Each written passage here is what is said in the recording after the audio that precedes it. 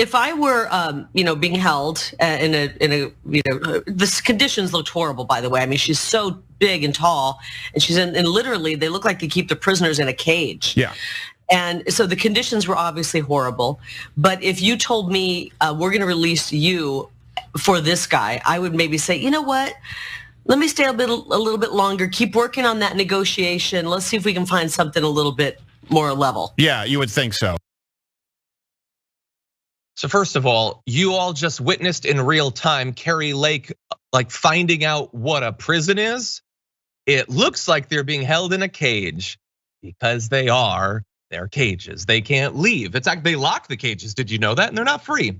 But anyway, I love the idea that someone who is facing possibly the rest of their life in some of the most brutal conditions imaginable should be told, oh, we've reached a deal, and they should volunteer to stay, which is insane.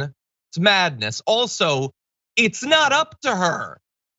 They're not consulting, as we said earlier on the show, they're not consulting Cheryl. They're also not consulting Brittney. It isn't up to her on whether the deal happens. That's the whole problem. She's not free. None of this is up to her. She's just waiting to find out what happens. So that is, in some ways, that seems less disgusting than, for instance, what Crowder had to say. And again, I'm not showing you that because screw him. That's more just directly awful smears and all sorts of misogyny and racism being sent at Brittney. With Kari Lake, it's like the guise of support, but it's still putting the onus on her to still be imprisoned, which is insane. What do you think? Yeah, the idea that Brittney Griner is some kind of international criminal is wild, because that suggests that she would have committed some kind of crime that violated international human rights law or international laws. Henry Kissinger is an international criminal. Brittney Griner did something that's legal in many places around the world, including in the country that she came from. So it's just ridiculous the way they're talking about this, as if any kind of trade would be a good trade in this situation, because she shouldn't have been held hostage and put in prison in the first place. So it doesn't make sense the way they're saying, oh, well, we should have found someone better to trade her with. Who would be an equivalent trade for this kind of situation? There just isn't one. And people like Kari Lake and Steven Crowder just seemingly don't think before they speak. They don't need to follow any kind of logical argument, because what they appealed to is exactly what you said. It's the misogyny and it's the racism. It doesn't have to make sense. It just needs to get their base riled up. Exactly, yeah. They're going to formulate what they say based on the incentives and disincentives that have been established for them, based largely on how their audiences responded to past stuff. And the audience is not like hungry for logic and well-crafted arguments. That's not actually why someone would watch Crowder or support Kari Lake. They want their darkest impulses to be fed. That's what they want. And in that area, they are delivering. Yeah, I don't know who would be an equal trade.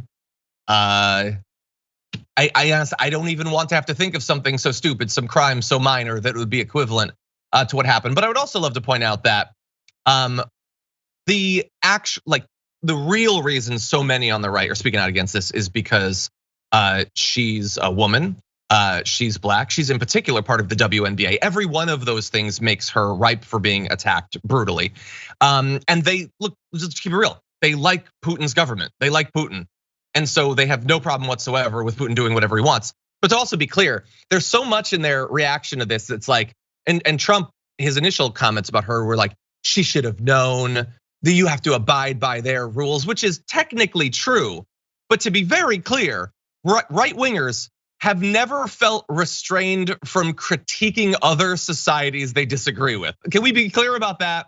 They haven't often felt like just because something is the status quo in another country, that makes it morally right and needs to be respected. They've been very clear about their willingness to critique other societies, governments, ideologies, and ways of life. Suddenly, all of a sudden, whatever law Russia has makes all the sense in the world, and how dare you not comply with it? Anyway, any final thoughts before we move on? It's just that these are the same guys that are like, don't tread on me, taxes are bad, having central authoritarian government in the United States is bad, we can't let the federal government have too much power. But dictatorial leadership in Russia and Putin, very sexy. You should always follow all of the laws there, no matter how ridiculous they are. Again, These two things don't make sense. They can't be true in the same reality.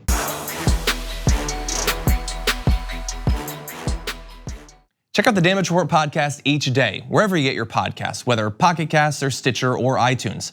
You can join me as I give you the news and stories you want, with a range of co-hosts and interview guests jumping in on the fun each day. Again, that's the Damage Report, wherever you get your podcasts. And if you get them at iTunes, don't forget to rate and review. Sometimes I'll read them live on the show.